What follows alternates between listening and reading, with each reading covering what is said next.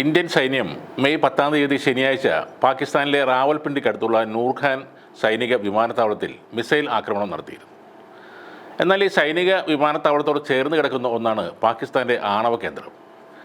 ഇന്ത്യയുടെ മിസൈൽ എത്തിയതോടെ ആണവ കേന്ദ്രത്തിന് ചില കേടുപാടുകൾ ഉണ്ടായതായി സംശയിച്ചിരുന്നു.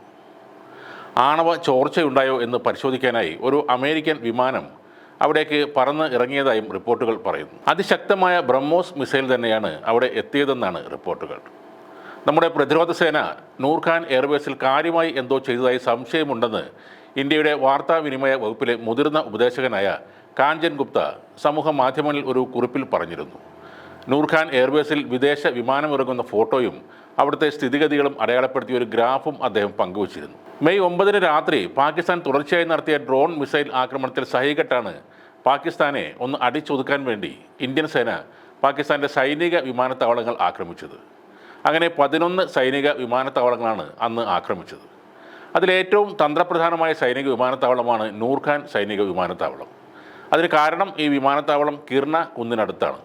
അവിടെയാണ് പാകിസ്ഥാൻ്റെ ആണവ കേന്ദ്രം സ്ഥിതി ചെയ്യുന്നത്. ആണവ ആയുധങ്ങൾ അവിടെയുള്ള ഒരു തുരങ്കത്തിലാണ് ഒളിപ്പിച്ച് വെച്ചിരിക്കുന്നതെന്നും പറയുന്നു.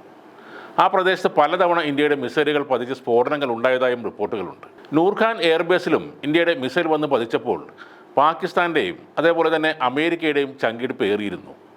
നൂർഖാൻ എയർബേസ് ആക്രമിച്ച ശേഷമാണ് മണിക്കൂറുകൾക്കകം വെടിനിർത്തൽ ആവശ്യപ്പെട്ട് പാകിസ്ഥാനിൽ നിന്നും സൈനിക ഡയറക്ടർ ജനറൽ ഇന്ത്യയെ വിളിച്ചതെന്ന് ചില റിപ്പോർട്ടുകൾ പറയുന്നു. ഒപ്പം അമേരിക്കയും ഈ വാർത്ത എറിഞ്ഞ് ഏറെ പരിഭ്രാന്തരായിരുന്നു. അതോടെയാണ് വെടിനിർത്തലിന് പാകിസ്ഥാന് മേൽ അമേരിക്ക സമ്മർദ്ദം ചെലുത്തിയെന്നാണ് സൈനിക യുദ്ധ വിശകലന വിദഗ്ധരുടെ അഭിപ്രായം. അമേരിക്കയുടെ നിർദ്ദേശം ഉടൻ തന്നെ പാകിസ്ഥാൻ സമ്മതിക്കുകയും ചെയ്തു.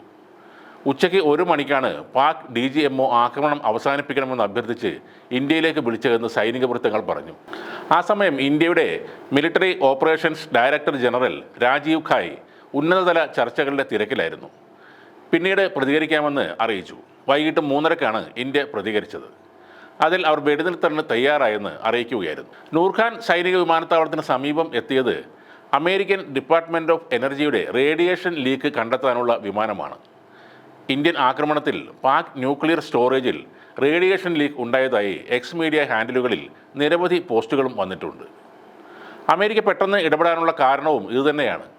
കുറച്ച് മുന്നേ വരെ ആണവായുധം എടുക്കുന്നതിനെക്കുറിച്ച് തങ്ങൾ ചിന്തിക്കുക പോലും ചെയ്തിട്ടില്ലെന്ന് പറഞ്ഞ പാകിസ്ഥാൻ ബ്രഹ്മോസ് മിസൈൽ അവരുടെ ആണവ കേന്ദ്രത്തിൻ്റെ അടുത്തേക്ക് എത്തിയതോടെ ശരിക്കും ഭയന്നുപോയി. അവരുടെ ആണവായുധം സൂക്ഷിച്ചിരിക്കുന്ന ടണലിൻ്റെ കവാടത്തിന് മുന്നിലാണ് ബ്രഹ്മോസ് ലാൻഡ് ചെയ്തത്. അതിൻ്റെ ബാക്കി പത്രമാണ് ഇന്ത്യയിലേക്കുള്ള ഫോൺ വിളിയും പിന്നീടുള്ള വെടിനിർത്തലും.